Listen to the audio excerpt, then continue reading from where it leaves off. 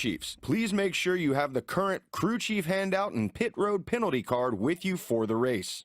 Please have your spotters take notice where the fire trucks and emergency equipment are positioned to enter onto the racetrack. Please be aware and respectful of the emergency services vehicles and personnel that are responding to the incident.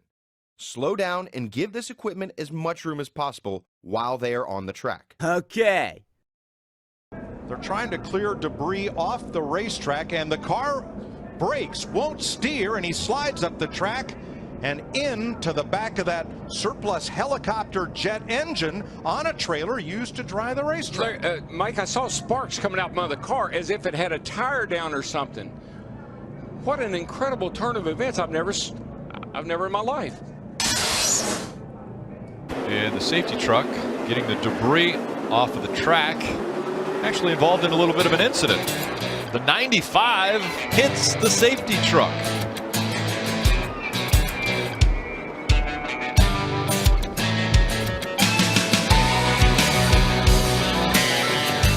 If you are involved in an incident, stay in your car until a medical team arrives. And there is Kyle Busch, some damage to the cars because a cable was on the track. That's why we are now under a red flag right at 126 laps. That's 189 miles. Yeah, and that's serious damage. We're talking about speeds at 200 miles an hour. You need your aero to be intact, to be fast here. That team can probably repair that, Chris, but it's going to set them back. Drivers, if you have been in an incident and your visibility is impeded or your spotter communicates that you are leaking fluid, stop immediately off of the racing surface. Suarez, I think, on the radio made the comment that he thought there might be some fluid that was put down on the racetrack. He thought another driver may have seen it. He didn't. I just have to think that he was in the untreated part of the track and expecting more grip. He gets loose right there, corrects the car up the racetrack into the 8. But the 48 running on the bottom of the racetrack down there is interesting as well. Listen to his radio. 9 blew up in front of me. 10-4, crash behind you. So the 9 car had an issue in front of these guys that put something on the racetrack. And that is what the 48 was trying to avoid down the racetrack, and that's possibly what Daniel Hemrick got into. The caution vehicle is parked in turn 1. The caution vehicle will stay low in turns 1 and 2 when entering the racetrack. Signal to the cars behind you that you are pitting as you are exiting turn 2. Check your brakes on the back straight and drop down low before entering pit road. If you're coming, and some of them are. Boy, a bunch of them did, but not our leader. Whoa! Car goes around in the trial, the spin, sliding out of control. B.J. McLeod brings out the caution. Stenhouse has wrecked on pit road with Tyler Reddick. Another car is sitting littered in the grass. And we're under caution. That is the 52. That's Cody Ware. I think Reddick got the left rear tire of Jimmy Johnson. Then Jimmy couldn't get in his pit stall.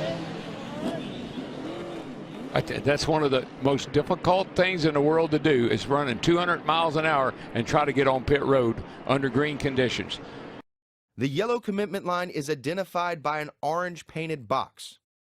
You are committed to pit road if you put 4 tires below the orange box. His crew chief said, no, don't come to pit road, but eventually Stenhouse said, we have to come. I'm telling you, it's getting too tight.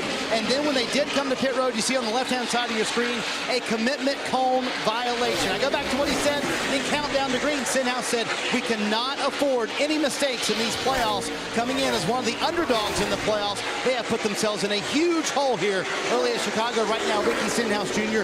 last. He's going to stay out till the very last instant to turn in, and Kyle Busch can't see for sure where the commitment box is and goes over it. Yeah, you've got to have all 4 tires under that orange box, that little box right there. When entering pit road speed begins at the yellow commitment line. Pit road speed ends after the last pit box at the yellow speed line. Remember, yellow line to yellow line. We're going to do pass through 2 past section 5. Don't let us get in trouble. Do it this time. Pass through this time. It was section 5. The opening where you turn into the garage.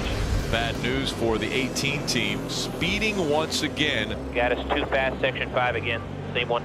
That's cool. I even gave one back. 50.01 section 5. It was 50.28 before. I don't have a clue what it was the other 3 times we came through there today. When entering pit road, all cars must be single file under yellow flag conditions in the outermost lane, bumper to bumper, and maintain pit road speed, passing only to the right on entry once a car commits to its pit stall. Pit road open, and it is busy. That's full. Saying anything about the pit road deal, Timmy? Said they tell the field, pass it on entry. Yeah, they took care of it. Returning to the track while exiting the pits, stay below the double yellow line until you get past the exit of the road course. Then put your left side tires on the double yellow line through the exit of turn 2. Check your mirror and come up the racetrack on the back. See the intensity level coming up on these guys. We saw Mike Wallace look like he was going below David Rudiman right here, but they ran up on a slower car. Wow. What? Man. That's Kevin LePage's 61 that Carl Edwards went up across the back of. And then it all broke loose behind him, car slipping and sliding.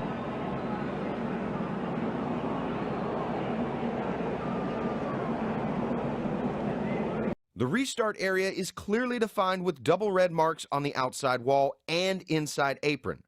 The control car cannot restart the race before reaching the double red marks. The starter will display the green if the control car has not restarted the race by the single red mark on the wall and inside apron.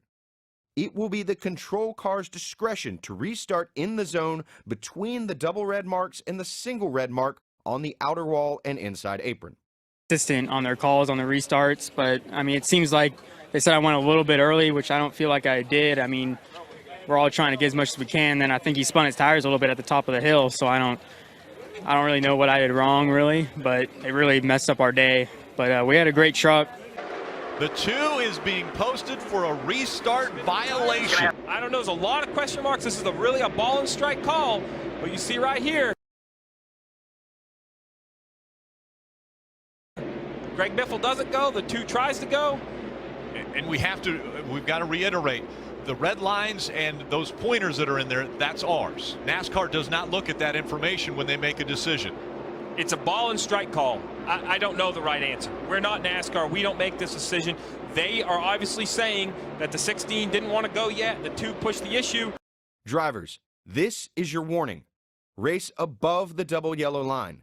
If in NASCAR's judgment you go below the double yellow line to improve your position, you will be black flagged.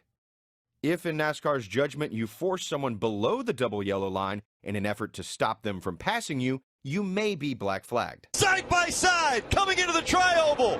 Big bump. 3 wide. The big move on the inside. A huge win for Haley. Now, did they go below the double yellow line? Did the 24 go down there? If he did, it's not a legal pass. So remember what the rule is. You cannot go below the yellow line to advance your position, but if you get pushed below the yellow line, well, here he is. There's clearly room there.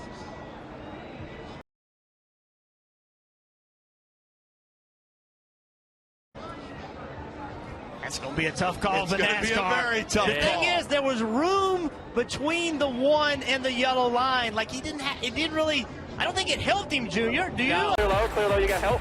Logano back to the bottom. De Benedetto is forced off the racetrack. 22 got a penalty for forcing you below the yellow line.